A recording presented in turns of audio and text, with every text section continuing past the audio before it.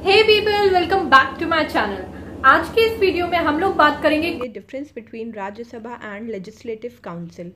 The reason why I chose this topic is because जब हम parliament पढ़ते हैं और स्टेट लेजिस्लेचर पढ़ते हैं तो हम ये मान लेते हैं कि जो रोल पार्लियामेंट में राज्यसभा का होता है वही सेम रोल स्टेट लेजिस्लेचर में लेजिस्लेटिव काउंसिल यानी कि विधान परिषद का होता है, बट ऐसा नहीं है। ठीक है, तो इस वीडियो में हम देखेंगे कि राज्यसभा और लेजिस्लेटिव काउंसिल की क्या पार्ट्स इक्विवेलेंट होती हैं, क्या राज्यसभा और लेजिस्लेटिव काउंसिल एक ही तरीके से काम करते हैं या इनमें कुछ डिफरेंस होता है। तो without any further delay let's get started. देखिए, फेडरलिज्म की स्पिरिट को मेंटेन करने के लिए ही हमारे पास राज्यसभा है, क्योंकि राज्यसभा क्या करता है, रिप्रेजेंट करता है स्टेट्स को।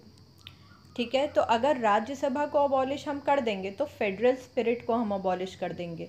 ठीक है, और ये जो फेडरल स्पिरिट है, ये जो फेडरल फीचर्स हैं, ये कॉन्स्टिट्यूशन के बेसिक स्ट्रक्चर का पार्ट है। और ये तो हम सभी को पता है कि जो चीज़ बेसिक स्ट्रक्चर का पार्ट है उसको कभी भी अबॉलिश नहीं किया जा सकता है, उसके साथ कोई भी छेड़छाड़ नहीं की जा सकती। इसीलिए राज्यसभा एक परमानेंट हाउस है। ठीक है, इसको कभी भी अबॉलिश या फिर डिसॉल्व नहीं किया जा सकता। अगर हम लेजिस्लेटिव काउंसिल यानी कि विधान परिषद की बात की जाए तो ये परमानेंट हाउस नहीं होता है। पार्लियामेंट लेजिस्लेटिव असेंबली की रिक्वेस्ट पे कभी भी इनको अबॉलिश कर सकता है और कभी भी बना सकता है। हमें पता है कि बहुत सारे जो बिग स्टेट्स हैं जैसे महाराष्ट्र, बिहार, यूपी, उसमें लेजिस्लेटिव काउंसिल हैं और बहुत सारे स्टेट्स में नहीं है, तो इसीलिए ये परमानेंट हाउस नहीं है। अगर बात करें इनकी पावर्स की तो राज्यसभा इंजॉय करता है almost equivalent powers to Lok Sabha, but not in money bill. ठीक है, अगर लेजिस्लेटिव काउंसिल यानी विधान परिषद की बात की जाए तो विधान परिषद को इवन ऑर्डिनरी बिल्स में भी जो है इक्वल पार्ट्स नहीं दी गई हैं।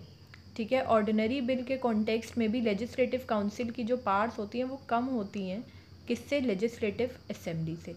आइए इस चीज़ को थोड़ा डिटेल में समझते हैं।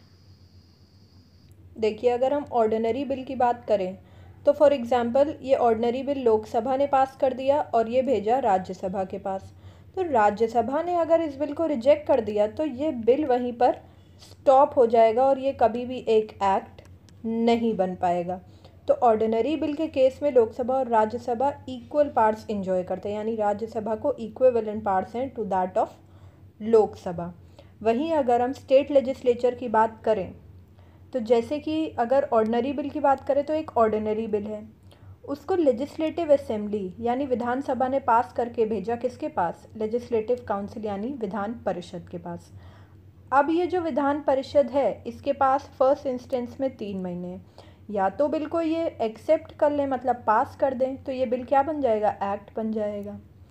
ठीक है, या फिर इसको वापस कर दें विथ रिकमेंडेशंस या फिर अमेंडमेंट, जो कि ये लेजिस्लेटिव असेंबली के ऊपर डिपेंड करता है कि उसे एक्सेप्ट करना है या नहीं, या फिर इस बिल पर कोई भी एक्शन ना ले फॉर 3 मंथ्स।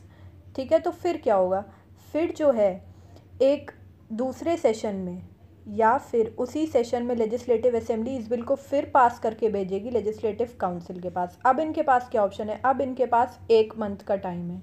कितने मंथ का, 1 मंथ का टाइम है, और इसमें या तो ये बिल को एक्सेप्ट कर लें या रिजेक्ट कर दें या पेंडिंग छोड़े, चाहे ये जो भी करें, इस 1 महीने के बाद मान लिया जाएगा कि bill has been pass by the legislative council.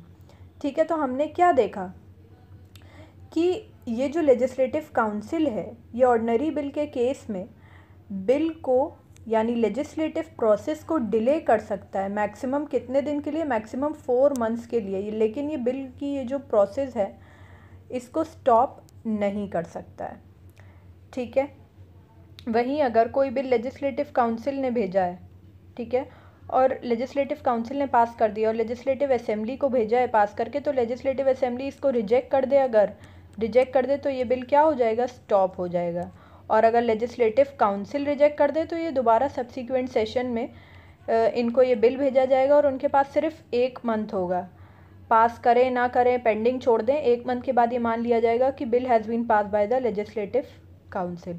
तो इसीलिए कहा जाता है कि जो लेजिस्लेटिव काउंसिल की जो पोजीशन है वो वीक पोजीशन है। ठीक है, इन कंपैरिजन विथ राज्यसभा, क्योंकि राज्यसभा में जो है राज्यसभा को इक्वल पावर्स होती हैं, बस मनी बिल एक्सेप्शन है, ठीक।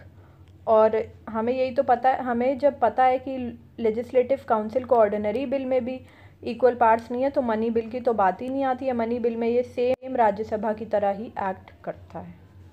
तो यही सब रीज़न है जिसकी वजह से राज्यसभा को कहा जाता है कि ये सेकंड हाउस है। सेकंड हाउस का मतलब ये नहीं है कि ये लेस इम्पॉर्टेंट है या फिर वीक है लोकसभा से। और लेजिस्लेटिव काउंसिल को कहा जाता है ये सेकेंडरी हाउस है और रिलेटिवली वीकर हाउस है, क्योंकि इसकी पावर जो है लेजिस्लेटिव असेंबली से कम होती है। So that's all about today's video. I hope you guys are doing well, and bye bye, take care, God bless you all.